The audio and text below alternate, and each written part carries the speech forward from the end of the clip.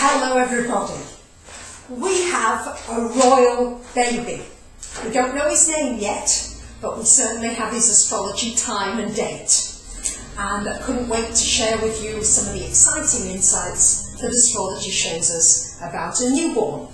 So, the royal baby born 22nd July 2013 at 4:24 p.m. in London.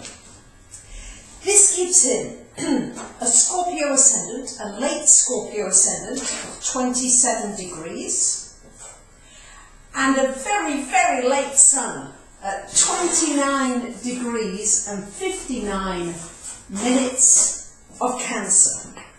Family astrology is so fascinating. There are always different connections, sometimes easy, sometimes more difficult, between families, but the connections can always be found in the astrology.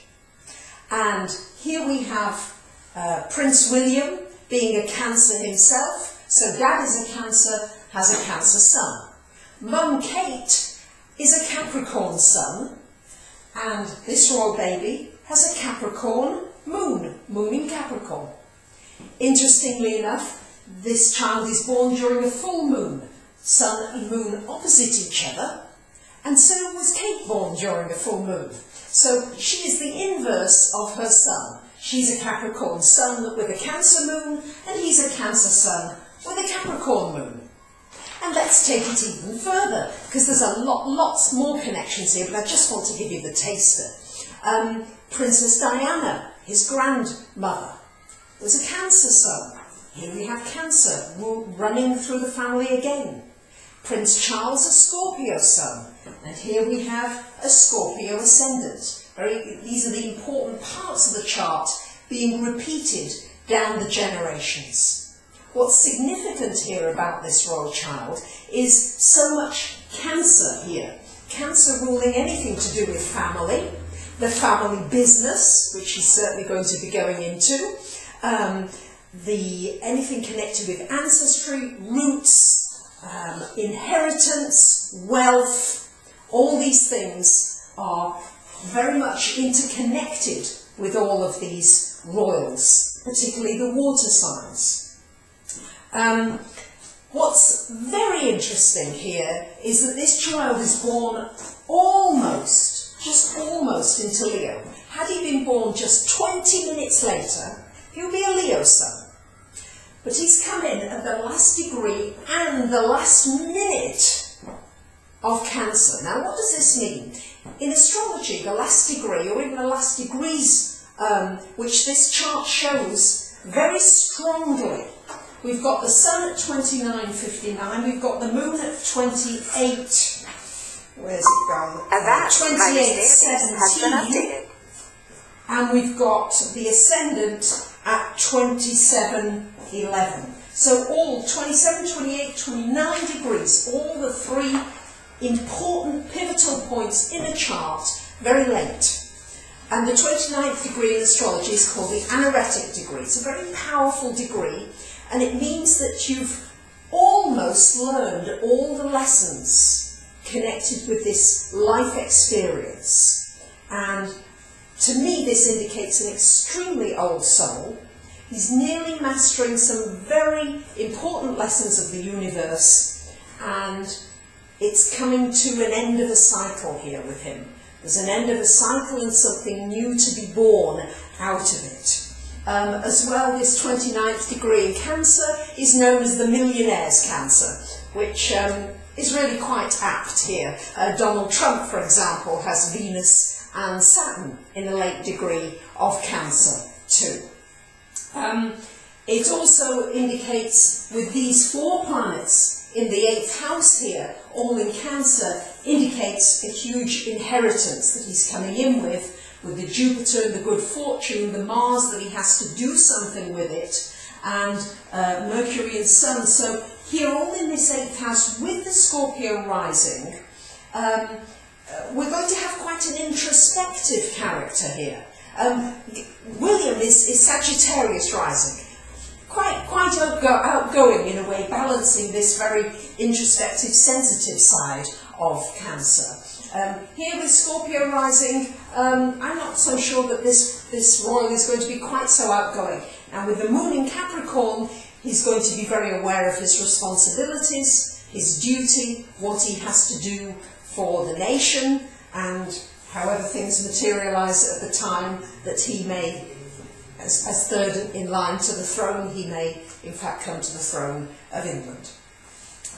Another very interesting thing about his chart is that he's got no air at all in the chart. He's got plenty of water, so a huge amount of psychic ability, creativity in spades.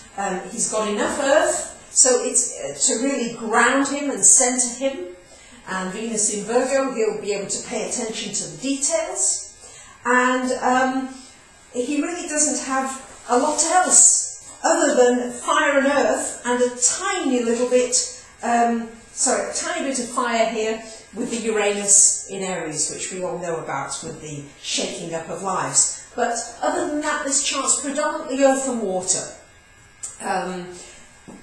What does no air mean? Sometimes people say, oh, no air, that means he might not be intelligent. Quite the contrary.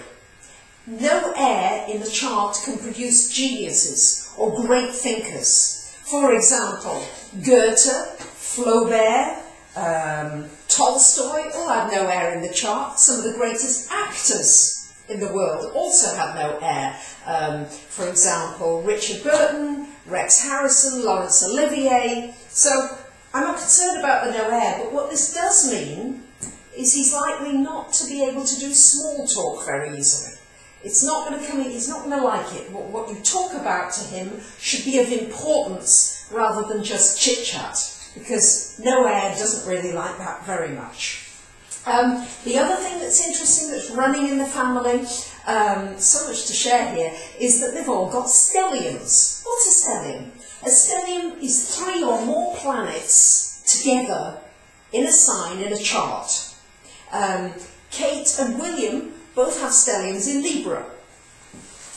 This new baby boy has stellium in Cancer. And the wedding of Kate and William also had a stellium in Aries. So stelliums, there's going to be a certain focus of energy, where there's a focus of their energy that will go to really mastering something, to giving something, to doing something very meaningful in their lives. So this child, I could go into a lot more detail, I just wanted to give you some of the basics because it's so exciting, it's just happened, but it's an extremely complex chart. He does come in with the grand trine here, from Saturn to Neptune to Jupiter and Mars together, so as I said, very creative, and he does have that trine against the backdrop, however, of a lot of squares, a T-square, from the Uranus-Pluto, as we know, that I've been talking about, square when he's born now to the Mars and Jupiter in Cancer. I would say that he needs to be very observant in his life, but probably would be best if he keeps his mouth shut and doesn't get too involved in a very public way with certain things. So because this could really blow up. There's a potential for blowing up. So he'll have options in his life to live in this complexity of the square, where he'll have to break through things and also possibly go through some great changes. The Uranus in the 4th indicates a lot of changes happening with home and family, and I've no doubt that we will see some huge changes in the royal family. We've already seen the change in succession. Okay, she's had a boy, but had she had a girl too would have been third to the throne. So I think we're going to see a huge amount of changes yet with the monarchy, and I think that during his lifetime it will be prominent in his life, very prominent. So it's very exciting.